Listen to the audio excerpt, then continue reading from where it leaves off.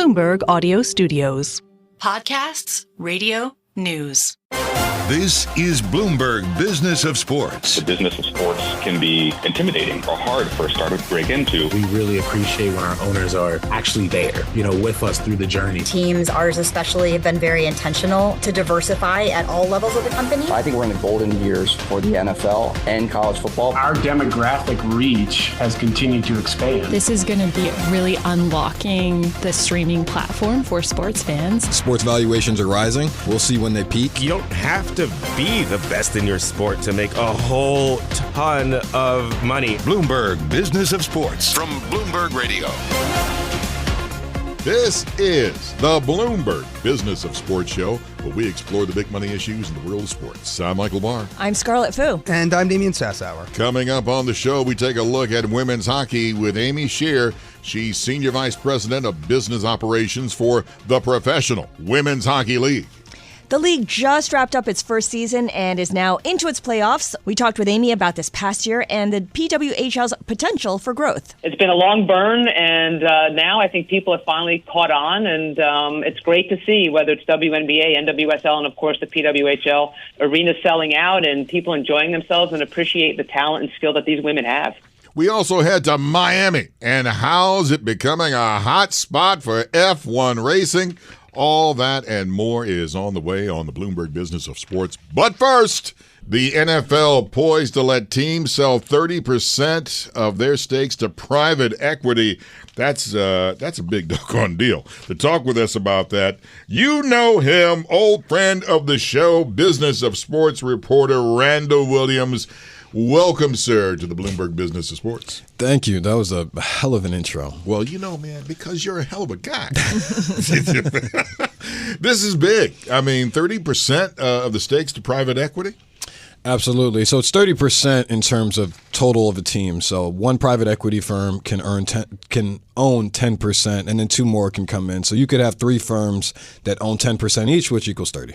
And, of course, this is according to people who are familiar with the matter. None of this is a done deal just yet.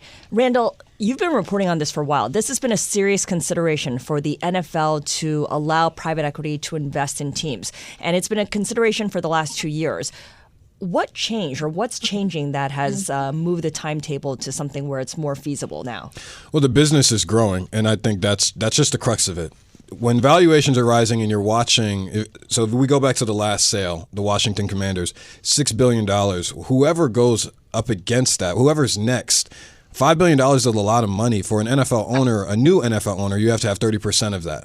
So whatever that number is, $6 billion, 25% of $6 billion is 1.5. And then you add whatever the 5% number is. There aren't a lot of people who can offer up over $1 billion in cash right away. Private equity helps with that. If Josh Harris had a huge ownership group.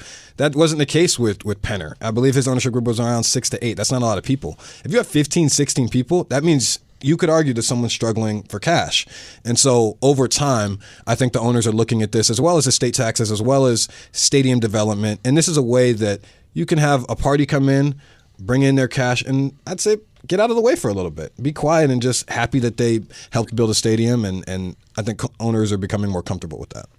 Well, Randall, it's funny you say hurting for money, because I'm looking at the committee the NFL has put together that's going to determine, or at least present their findings in Nashville on the 20th of May. I'm looking at names like Robert Kraft, Jimmy Haslam, Arthur Blank. I'm looking at Clark Hunt, and we know what just happened in Kansas City, that they were unsuccessful in their bid to build or to get state support for a new stadium. Talk to us a little bit about how private equity ownership can change all that, can allow some of these teams to invest in their franchise, to perhaps build stadiums without having to lean on the taxpayer. This is a great example, Clark Hunt specifically, because I've spoken to him twice over the last 3 months, and he has said that the number one thing that this can help with, or the first thing that he has said, is stadium development. And so if you look at the Chiefs deal specifically, the Chiefs, I believe those renovations were $800 million. Clark Hunt and the Hunt family were going to offer $300 million. Well, I'm sure the Sportico valuations is probably around $4 to $5 billion. A private equity firm could come in, and if it's $4 to $5 billion, 10% of that is $400 to $500 million. That covers it. So now it's like, okay, you sell a piece of the team. Now, Clark told me they're not interested in selling a piece of the team. And there are a lot of families that may not be. But if there is a way or you want to sell a stake, this is how you afford your next stadium renovation. This is how you do it. And there's a lot of stadium development projects because people are looking for ways to fill the stadiums, to bring people to their cities outside of just NFL games. There's only 8 to 9 home games a year. What do you do when you're not during the season? By the way, speaking of the NFL, New York Jets quarterback Aaron Rodgers. Don't laugh, folks. He says flag football might be his next chapter. That's becoming, Randall, a big deal also.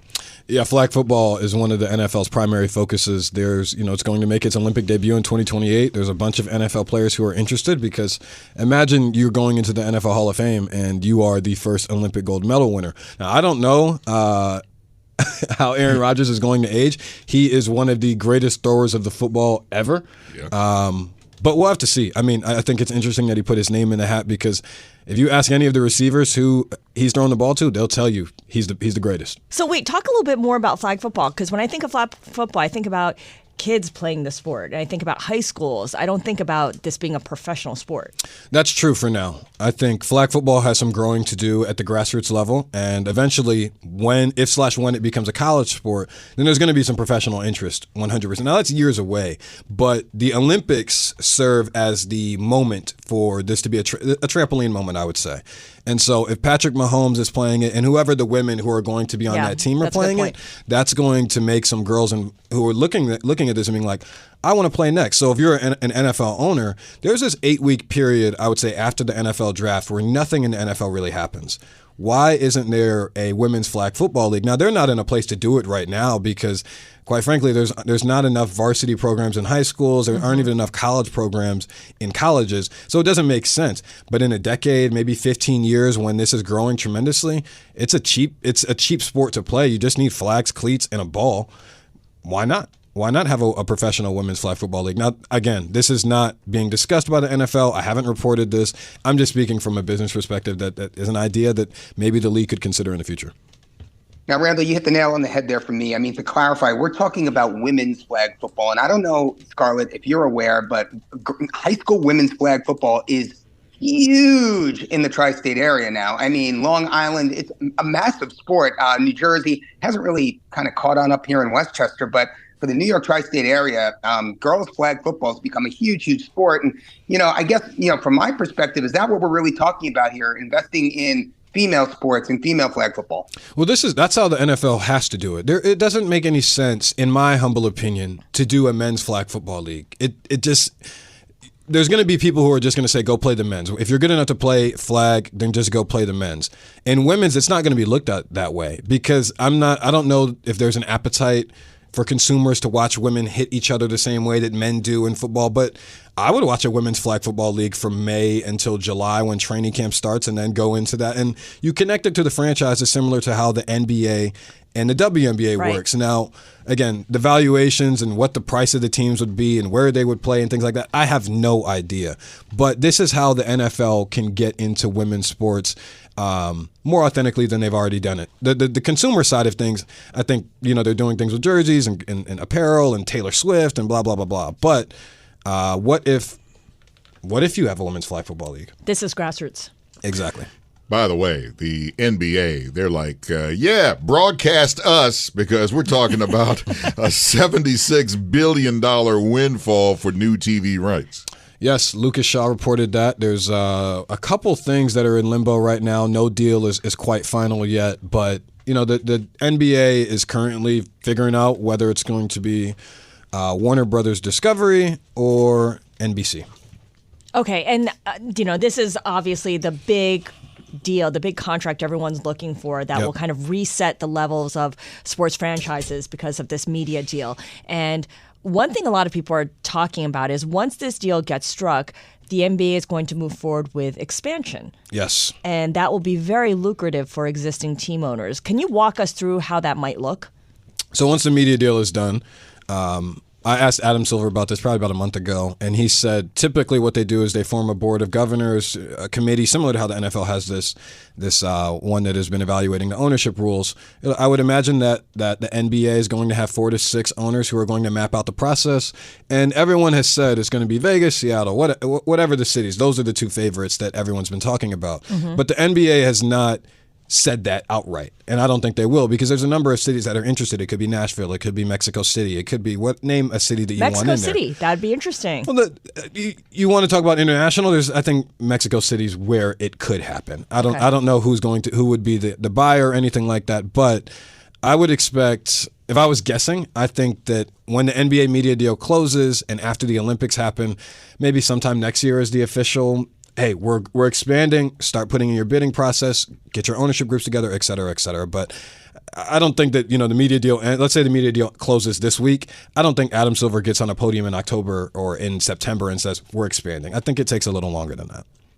So Randall, clarify for me. I mean, the NBA's current media deals are worth around $24 billion. That's around $2.6 billion a year. I believe what's the whisper number here? 76B over 11 years. What's that? About $7 billion annually. My question is, who's it going to be? I mean, obviously Turner and Disney have dominated the NBA, and they've been the primary partners. I mean, talk to us a little bit about some of the new players and what they're offering. So sources have told me that the ESPN is still in, Amazon is still in, and these are what I would call handshake agreements. And then the NBC versus TNT, we'll have to see. Everything that I've called a bunch of people, it's up to, I think it's just a bidding war right now. But Amazon is going to be, from what I've reported, Amazon is going to be a new partner.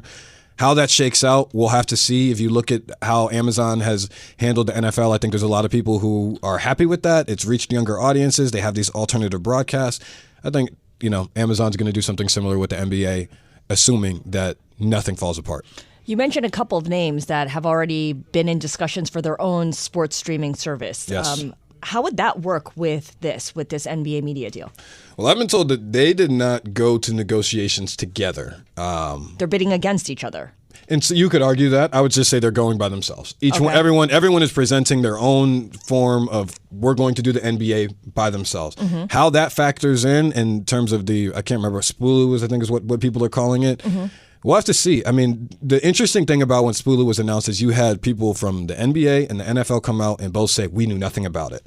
And from a partner perspective, it was a huge shock to everyone. Yeah. Because it could have threatened the media negotiation process. Now, I think from an ESPN perspective, for some of the parties that are involved in this, they said, hey, we're going to market by ourselves and then we'll figure it out after. So whatever happens with Spulu and the three-headed monster that's coming together, we're just going to have to wait and see. Our thanks to Bloomberg US sports business reporter Randall Williams. Up next, we turn to F1 and Miami. You're listening to the Bloomberg Business of Sports from Bloomberg Radio around the world. You're listening to Bloomberg Business of Sports from Bloomberg Radio. This is the Bloomberg Business of Sports show, where we explore the big money issues in the world of sports. I'm Michael Barr, along with Scarlet and Damian Sassower. Formula One racing in Miami is on the rise. The city just hosted its third F1 Grand Prix, and it was a sellout. To take us through the big money in F1 that Miami is looking to tap into, we welcome Bloomberg Pursuits auto columnist Hannah Elliott. Hello. Thank you for having me. I love this, man. F1, Miami. I could go on and on and on. It is nice to see that Max Verstappen just tearing up the course, Hannah. Yeah, I have to say, of course, we all have loved watching Max dominate this season, but it was honestly also really nice to see somebody else at the top of the winner's podium this time. I'm not going to lie, nothing against Max, but I was so happy to see Lando Norris up there. And it was his first ever Formula One victory, so that's a big deal. It's a big deal, certainly for those who follow the race and who follow the sport. But I noticed in looking at a picture of the winners, you have Verstappen in second place, you have Lando Norris in first place, and then in third place is, and I'm going to say his name incorrectly, so forgive my French, but Charles Leclerc of Monaco. We're the Americans, Hannah. That's a great question. And there is an American driver, Logan Sargent, of course. He's back in the pack. To answer your question, he's back in the pack. But I know what you're really asking is, why don't we have some really prominent American drivers? And that's a great question. And I think it really just goes back to the roots of Formula One, which is extremely European. And, Americans have always had NASCAR. We've had IndyCar. So our drivers are really brought up in those racing series and those championships. And, Americans in F1 is a relatively new thing. We, of course, love sports, but this is really kind of new, and it takes some time to develop racers that can be on the winning level. So give it time. I think we're going to see more and more.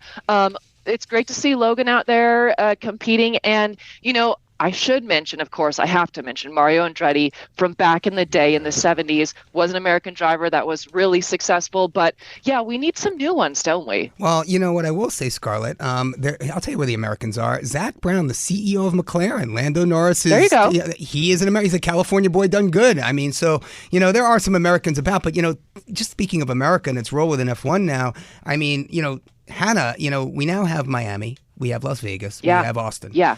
Talk to me about Carbone's Beach. Talk to me about what's going on around Miami. Talk to me about DJ Aoki. Talk to me about the parties, the scene. I mean, is Miami the one you want to go to? Honestly, in Miami, the race is beside the point. And for most of the people there, it's just a massive party. And I was there for 4 days, and I'm still trying to recover. It's a little bit of an assault on the senses in terms of food, music, fashion, clothes. $280 lobster rolls, Hannah. Yes, did you get the $400 caviar topper on that? I don't think the Bloomberg expenses would cover that for me. Unfortunately, I might get red flagged on that. But yeah, we had the Carbone $3,000 a seat dinners. Miami is really. It's extremely expensive and glamorous, but I have to say, I was talking with Tyler Epp, the president of the Miami Grand Prix, and he has really focused on also making accessible options for families. And I know that sounds kind of crazy when we're talking about Carbone Beach and all of these really expensive dinners, but at the race itself, there were food trucks, there were hot dogs. Not everything was a $280 lobster roll. Of course, that is what makes headlines, but tickets were relatively affordable. You could get in for under $100. Actually, Las Vegas is the more expensive race than Miami, and Las Vegas actually has made Miami seem a little bit more accessible for people who want to watch the budget a little bit. I know this is all relative. We're talking in relative terms.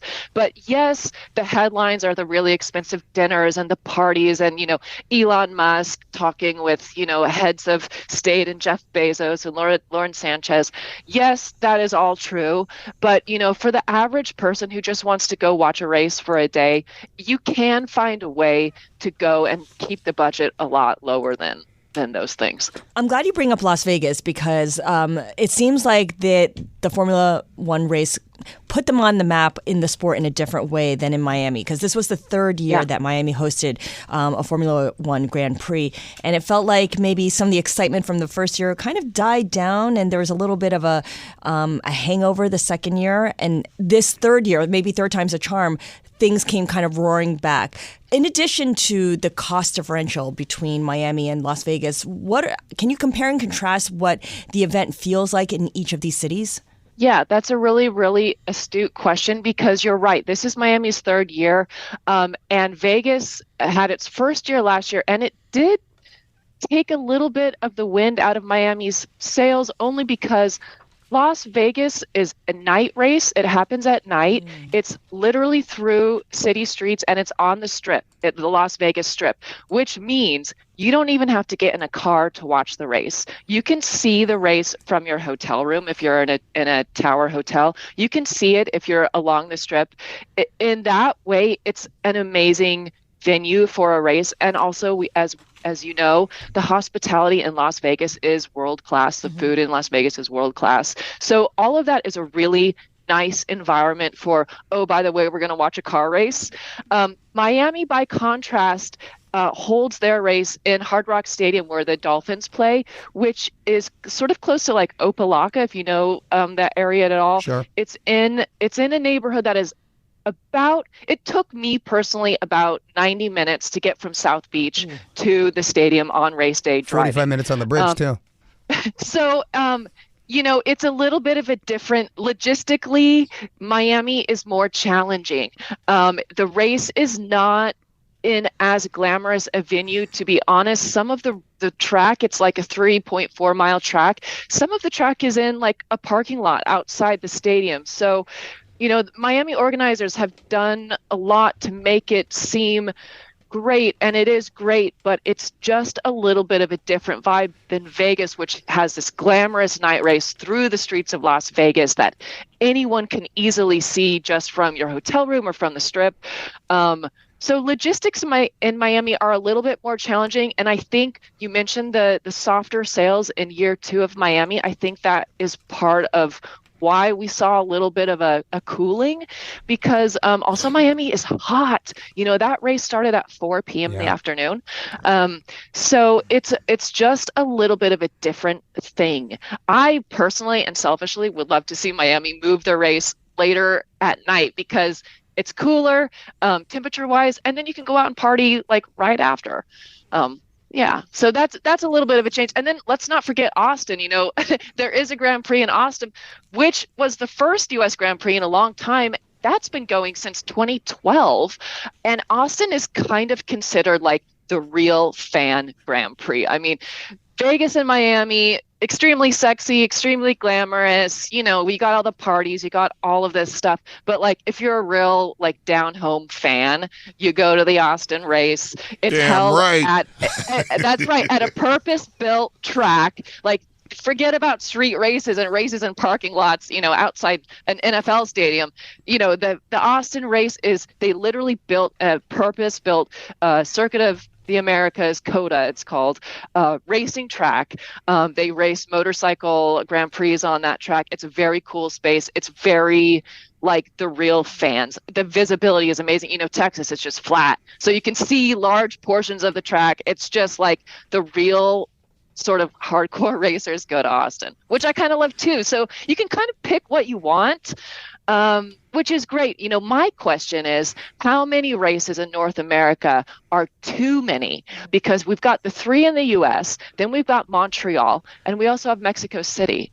So what I'm asking a lot of organizers is, hey, when does it start to feel too crowded, both schedule-wise, like in the racing schedule, but also does it force fans to pick and choose, and do we end up cannibalizing ourselves in a way? I think the jury's still out on that. What I'm hearing is right now the 5 races is a good amount.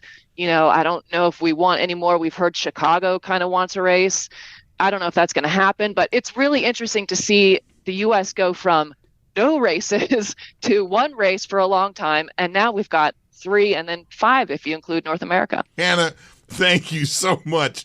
Bloomberg Pursuits auto columnist Hannah Elliott for joining us. Thank you so much for being on the Bloomberg Business of Sports. We really do appreciate it. Thank you. I loved it. From big money in racing to big money in broadcasting on the latest edition of The Deal with Alex Rodriguez and Jason Kelly. They speak with one of the most well-known sports personalities, Stephen A. Smith. He's arguably the face of ESPN and is due for a new contract. Here's a portion of that conversation about the landscape at ESPN and his next deal. We talk about I could be the highest paid.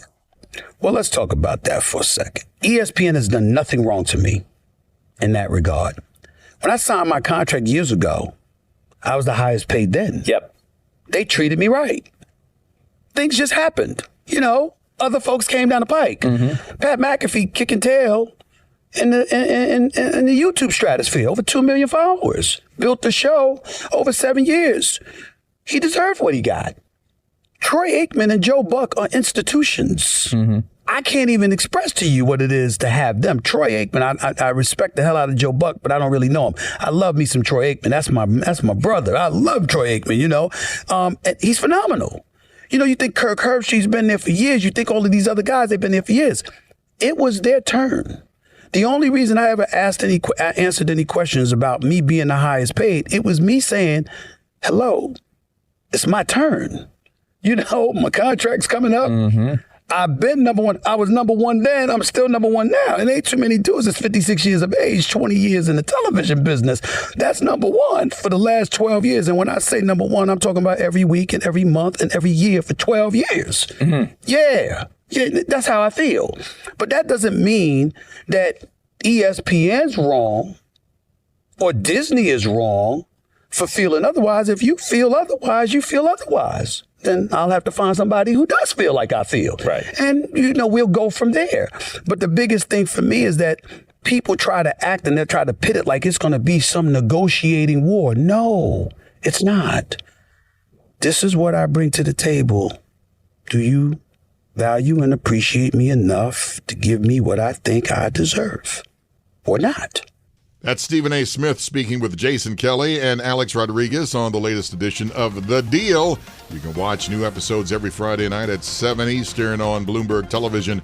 Stream it Thursday nights at 9 on Bloomberg Originals and listen to the podcast on your favorite podcast platform.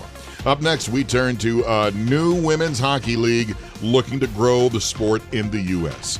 You're listening to the Bloomberg Business of Sports from Bloomberg Radio around the world.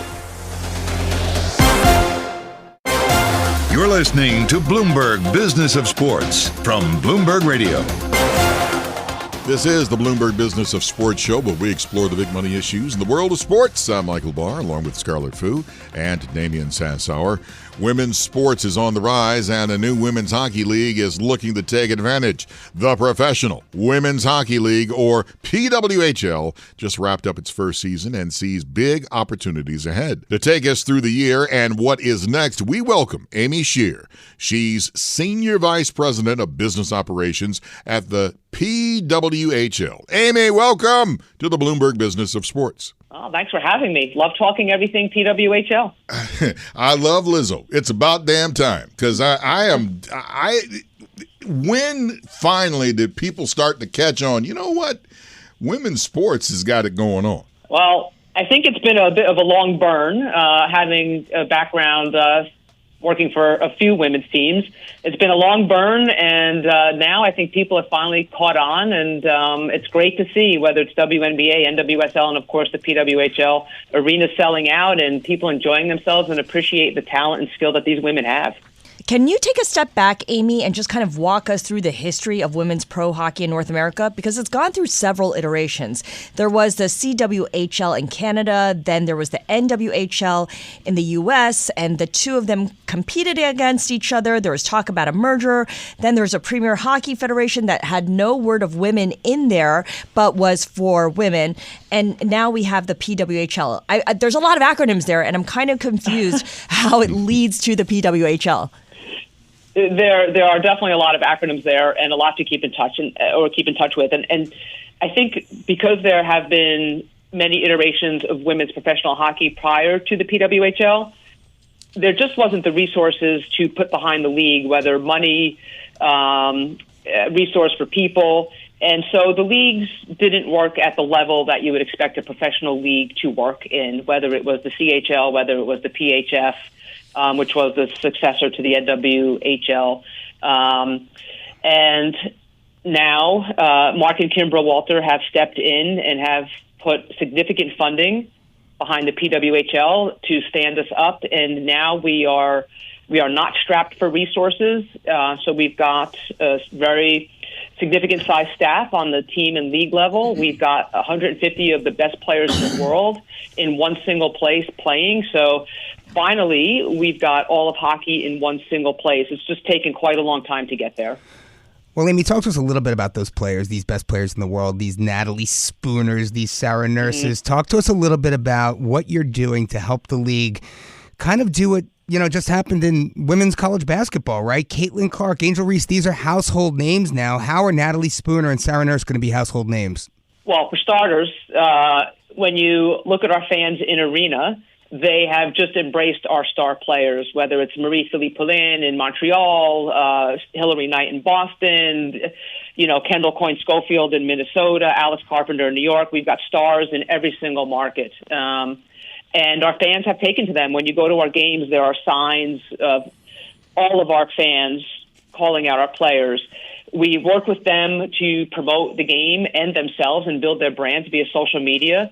We do features on them on our broadcasts on social media as well.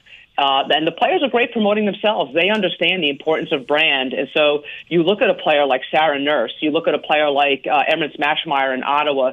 They are so business savvy and they are so good at building their brand. Hillary Knight in the U.S. is the same. So these players do a good job building their own profiles, but we support them with the assets that they need, make it easy for them. We provide them with media opportunities, community opportunities, and they're starting to hopefully become household names. I think a little bit more in Canada right now than the U.S. We have a little bit more work to do here, but we're on it. And going into our first off season, after the playoffs, we'll spend a lot of time thinking about what does content look like for year two. Scarlet, a.k.a. Crazy Hockey Fan, said, you know what, women in hockey, oh, hell yeah, I got a lot to say. I do have a lot to say. And one thing I'm curious about, we mentioned the WNBA earlier. We know the NBA owns half of the WNBA. Can you clarify a bit here what the relationship between the NHL and the PWHL might look like ideally? I understand that right now the PWHL is fully funded by Mark Walter and his wife, the Walters who, of course, own the LA Dodgers and the Chelsea Football Club. But in terms of longevity, there is something to be said for the men's league to have an investment in the women's league. Well, I will tell you right now that the NHL are wonderful partners for us. I speak with my contact there 1 or 2 times a week. We have wonderful support from all of the NHL teams, not just in our markets, but as you know, last year we did a couple neutral site games and we work with the NHL teams in other markets as well. And we've got support from the NHL across all of their clubs and across their front office. They included us in their All-Star weekend this year. We're talking about what that looks like next year. And listen, who knows what the future brings in terms of investment in our league and expansion and all that fun stuff. But what I can tell you today is the NHL are wonderful partners for us on a national level, on a Canadian level, and on a team level. So we're pleased that they are supporting us. We are grateful for their help to lift us up and provide opportunities for us. And we'll continue to explore what that looks like. You know, Amy, I find it interesting that you point out the ability for your star players to build their franchises via social media. And I just want to point out for our audience here, the PWHL's collective social media following has reached over 1 million people and over 100,000 YouTube subscribers, right? Well, what you have to understand and remember is that traditional media has spent zero time on women's sports. And so for us to build our audience, for us to build our fan base, we've had to do it our own. So you have The Gist, you have Just Women's Sports, you have Together, you have all of these women-focused sites, because if traditional media won't give us a space, we are going to create our own space. And so I think women have learned if you want to do it, you need to do it yourself. And so you've got wonderful personalities across all of the women's leagues, and particularly our league, and they just know what they need to do to build audience and to build value and to make people appreciate what they bring to the table. And so I think when you don't have the support of the general population or traditional media, you figure out a way to do it on your own. Yeah, necessity is the mother of invention. So out of necessity, the women's sports leagues and athletes have had to do a lot more on their own. I know for women's hockey, the Olympics are really critical to building awareness, excitement, storylines. The next Winter Games is not until 2026 in Cortina, Italy. So as someone who runs the league, what do you do in the meantime? How involved is the PWHL in, playing off the momentum, building off the momentum from, say, annual college hockey playoffs? Well, listen, we understand that college hockey brings us our next line of prospects and draftees, along with the international teams. And so we look to follow what's going on the college level. We, along with the IIHF World Championships and as well as the Olympics, every women's league uses these as jumping off points to propel the league post-event. So, the NWSL, while the Women's World Cup is going on, make sure that they're still engaging their fans, because you get new fans through international play and international competition. Right. And so you find ways to be able to engage those fans and to bring them into your funnel and to have conversations with them. So you are very aware of all these events, and you have business plans around all of them for fan engagement, for database building, and for growth. Amy, you're Senior Vice President of Business Operations for the Professional Women's Hockey League, but you grew up playing tennis in Fair Lawn, New Jersey. I'm from Fort Lee myself. You've worked for the Nets, the Liberty, the Red Bulls, NYCFC, the Connecticut Sun. I mean, you are a true tri-state sports fanatic. Talk to us about how those experiences have helped you in your current role. Well, the experience is everything, especially with the pace that we're moving. We've got such a supportive board, and they've established a culture for us of it's okay to make mistakes. We understand we're moving fast. Just make mistakes you can walk back on. And so I think with all these years of experience, understanding women's sports, understanding the sports ecosystem, it has allowed me to really make clear, decisive, and fast decisions. Not all the right ones, but I think having that culture and having that ability comes from all of the years of experience working in different situations. Working for Madison Square Garden with the Liberty is very different from working with NYCFC. Mm-hmm. And from all of these different bosses, different types of ownerships, you grow your skill set, you grow your how you manage people, how to manage up to our board, and it allows you to be confident and to make decisions. And so I feel fortunate that I've had the career I've had. I've been very, very lucky.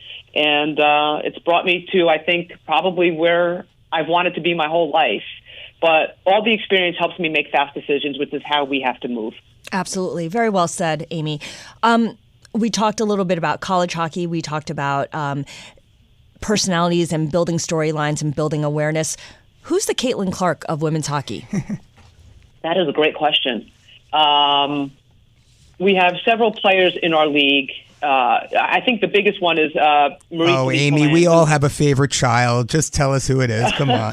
No, it's Poulan, right? Like, she's the greatest player in the world. And when you see her reception at the games, I literally get choked up. I kid you not.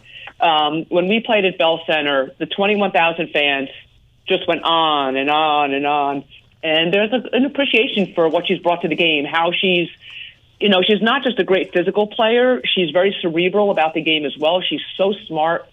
So I think for us, she's the greatest player in terms of our league in this game right now. Coming up, we've got Sarah Fillier, who is coming out of Princeton, and she already has a huge following, had a great World Championships for Canada. And for the U.S., it's two. It's Hillary Knight and Kendall Coyne-Schofield. Those are the two bright and shining stars for U.S. hockey who have huge followings. And you just see the way kids look up to them and how kids respond to them when they take the time to go over and, enjoy their time together. So I'd say those are a good amount. Sarah Nurse, Spooner, there's a ton of them. And we're just now really building out their personalities and the platforms.